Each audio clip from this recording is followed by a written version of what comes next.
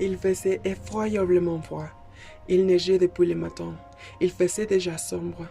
Le soir approchait, le soir des derniers jours de l'année. Au milieu des rafales, par ce froid glacier, une pauvre petite fille marchait dans la rue. Elle n'avait rien sur la tête. Elle était bien nue lorsqu'elle était sortie de chez. Et le matin, elle avait eu de vieilles pantoufles, beaucoup trop grandes pour elle. Je marche tous les matins. Je suis très fatigué. Il fait très froid. J'aimerais avoir un bonnet et de nouvelles chaussures pour Satan. Pauvre de moi. Aussi, les perdit-elle lorsqu'elle heurta de s'ouvrir devant un fil de voitures. Les voitures passaient. Elle chercha après sa chaussure, en marchant chemin, se voyant important et rien long de pantoufles. L'autre avait été intérieurement écrasée. Excusez-moi, avez-vous un enfant passé ici? Non, désolé. Pourquoi sa question? Parce qu'un enfant a volé ma chaussure. Non. Vous devez plus prudent la prochaine fois. Voilà, les malheureux enfants n'avaient plus rien pour abriter ce pauvre petit béton. Dans son vieux tablé, elle portait des allumettes. Elle était en main en paquette. Mais ce jour, le vieux de Nouvel An, tout le monde était affairé. Par cet frottant, personne ne s'arrêtait pour considérer le soupçon de la petite qui faisait pitié. Les journées finissaient et elle n'avait pas encore vendu un seul paquet d'allumettes. Tremblement de froid et de faim, elle se traînant de roue en roue. Des flocons de neige couvrirent sa longue chevelure blonde. De toutes les fenêtres brillantes de lumière, de presque toutes les maisons sortaient une délicieuse odeur. Celle des lois qu'on rôtissait pour les festons de soir. C'était le son sylvestre. Celle-là, oui, celle-là lui faisait arrêter ses passerons. Enfin, après avoir une dernière fois offert un vent son paquet d'allumettes, l'enfant aperçut un inconnu entre deux maisons. D'un long de PC, un pour l'autre, arrêté, elle s'y assied et il s'ébloutit, tirant de elle ses petits pieds. Mais elle glairotait et frissonnait encore.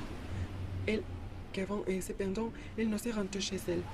Il n'y rapportait pas plus de petits menus. Et son père l'avait trait.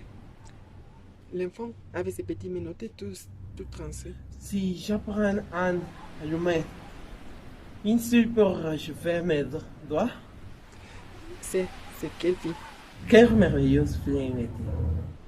Quelle flamme merveilleuse c'était.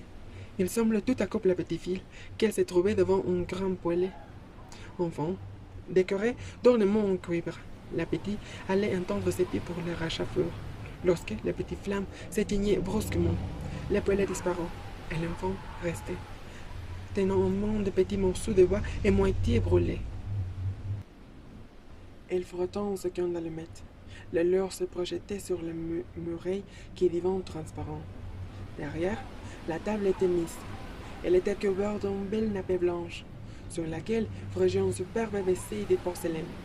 Au milieu, s'étalait un magnifique oie rôti, entouré de compotes de pommes.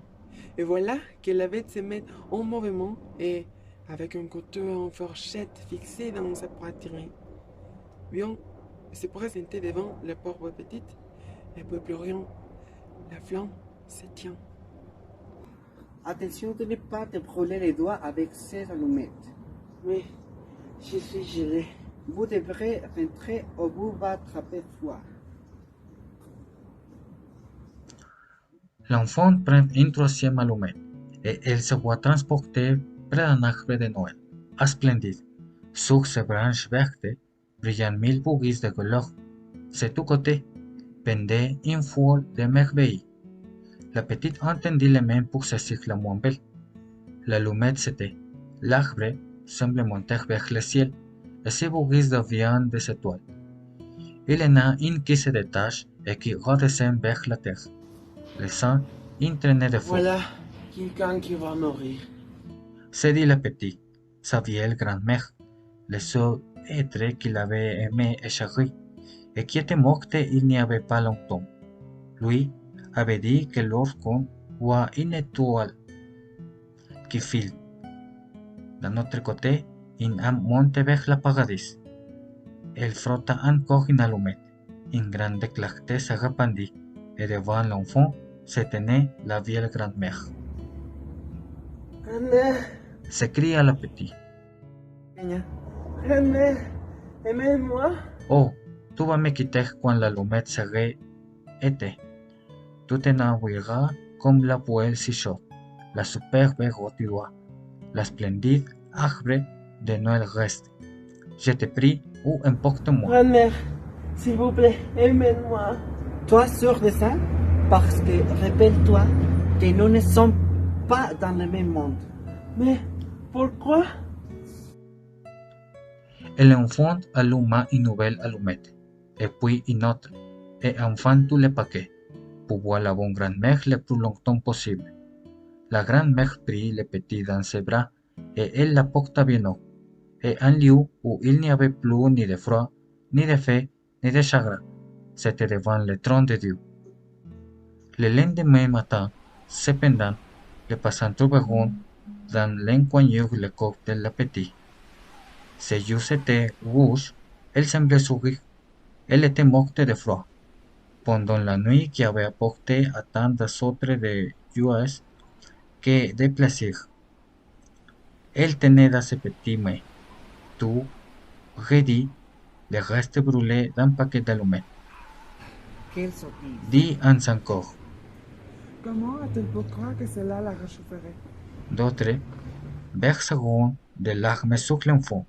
Ce qu'ils ne savaient pas toutes les belles choses qu'elle avait vues pendant la nuit du Nouvel An. Ce qu'ils ignoraient que, si elle avait bien souffert, elle goûtait maintenant dans les bras de sa grand-mère la plus douce félicité.